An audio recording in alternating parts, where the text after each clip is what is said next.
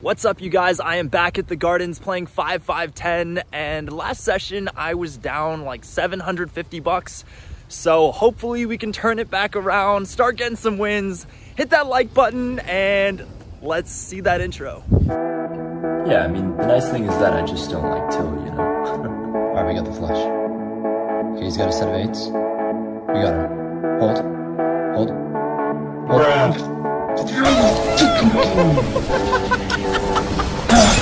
Tell him he's got a lot of class, and it's all low. I sit down at the 5-5-10 with $800 and pick up my first pot with a C-bet, and then I pick up Queen-King off in the cutoff. The hijack opens to $35. Having King-Queen here makes it less likely my opponent has some strong hands like Kings, Queens, Ace-King, or Ace-Queen, so it's a good hand to 3-bet with. I make it $105, basically the price of a gallon of gas these days. Well, it looks like everyone wants to take my money and fill up their tanks because the big blind, straddle, and hijack all make the call. This is definitely not what I want, but maybe we can smash the flop. The flop comes 6-10-8 with 2 diamonds. It checks to me, and real quick, I'm showing you guys this hand for 2 reasons. 1, I do not always hit my flops. Remember, my videos typically show the biggest pots I play in a session, so there are a lot of hands you don't see where I miss and fold or where I take it down quickly with 1 bet. Reason 2, things might be going off the rails a little bit this session, so I want you guys to remember I do have a fold button, and no, I am not always just playing like a psychopath. Anyway, I check. The turn comes another 10, the big blind bets 300, and we all fold. In this next hand, I get ace-5 of clubs in the Lojack, and I open to $35. The small blind is my only customer, and the flop comes out king-10-6 with 2 diamonds. The small blind checks, and I throw out a c-bet of $40. He calls. The turn is the jack of spades, bringing a second flush draw. He checks again. I only have a gut shot, but I could have a ton of strong hands on this board. Kings, jacks, or 10s for a set, ace-queen for a straight, ace-king for top pair and a straight draw. He shouldn't really have any of those hands, so I make another bet, this time for $100. He calls, and the river is the king of spades. I have nothing. Nada. Zilch. Ace high. But then he checks to me, and my brain starts churning. How often does he have a strong hand here? Okay, kings. He would have 3-bet ace-king pre-flop, probably would have raised king-jack or king-10 at some point, especially with 2 flush draws out there, so that mainly leaves king-queen or a couple random suited kings he might decide to play. He could have hit the backdoor flush, but because the king and jack of spades are out there, the only spades he should have that call the flop are 10x of spades. On the other hand, he could have ace-jack or jack-queen that turn to pair, a lot of 10x hands, or a couple of pocket pairs.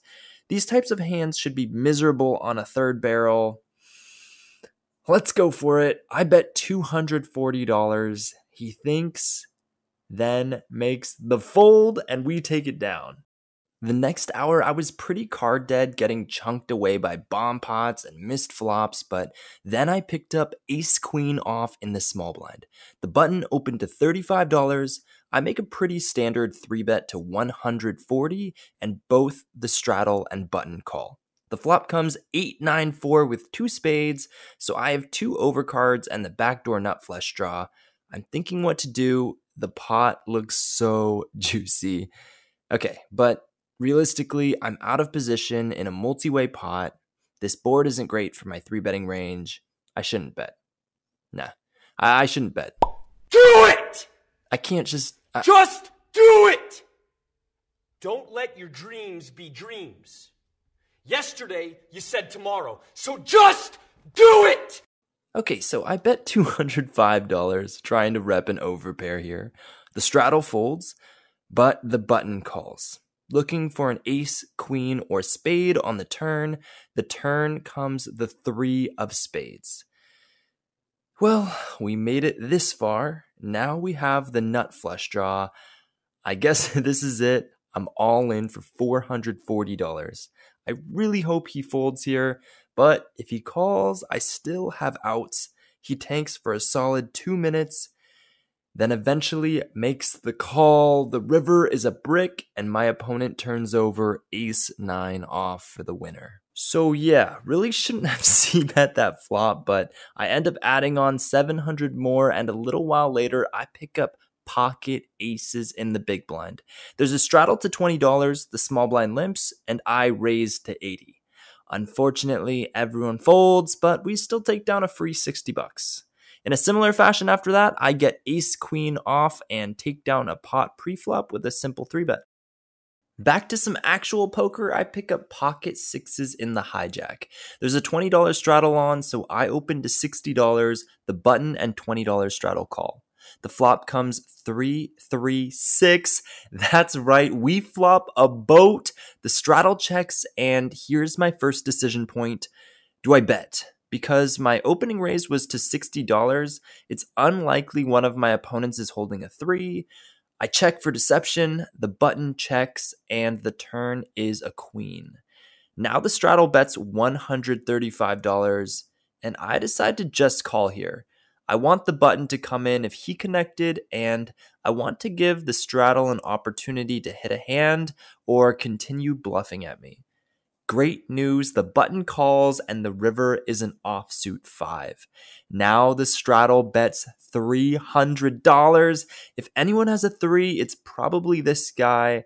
I go all in for my remaining $785.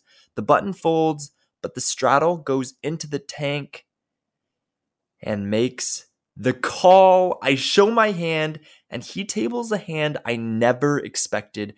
4-7 offsuit for a rivered straight. I don't often slow play, but I do think it got me the best result this time, and I'm happy with how I played the hand. Next, I pick up pocket kings on the button. The hijack limps, so I make it 45 to go. The big blind calls, the hijack limper calls. We're 3 ways to a flop, which comes 6-10-8 with 2 clubs. It checks to me. I bet a little over half pot, 80 bucks, mostly targeting any 10s or draws. The big blind calls, the hijack folds, and the turn is the queen of hearts, bringing a second flush draw. The big blind checks. Jack-9 does hit a straight, but there are still a ton of hands we can get value from when we bet. Flush draws, pair plus flush draws, not to mention hands like Queen-9 or Queen-Jack that now hit top pair. I bet $200, charging all those hands, and the big blind makes the call. The river is an offsuit queen. The big blind checks again. Now, it's up to me whether I want to bet or check.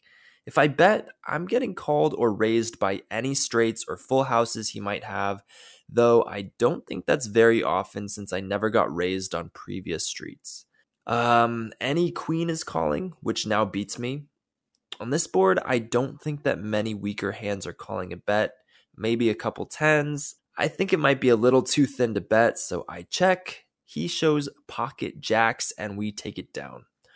Honestly, that hand could have been huge if he had just 3-bet me pre-flop, so he saved himself quite a bit of money there. It's getting late, so I rack up and stand up, but right as I'm standing up, the dealer gives me one last hand, King 10 of hearts in the Lojack.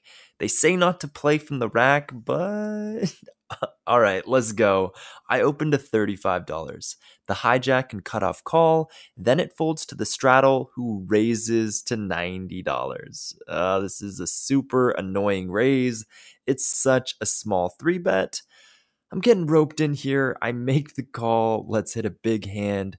The hijack calls and the cutoff calls. 4 ways to a flop, which comes Jack 6-7 with 2 spades, and the straddle leads for $40. It's a tiny bet, but we're not getting roped in no more. No, sir. I fold and cash out for 90 bucks less than before. That's a difference of 12 after casino trips to Taco Bell, or subsequently 36 trips to the bathroom. But seriously, get the nacho fries. Thank me later. Okay guys, I just finished that session. I was in the game for 1,500 total. The beginning did not go well. I bluffed off my stack, so that wasn't great. And then I got into a big luck streak and was able to flop a boat, which takes a lot of skill, I know, but got paid off, and I was able to cash out for 23.11 for a total profit of 8.11. Thanks for watching, and I'll see you in the next one.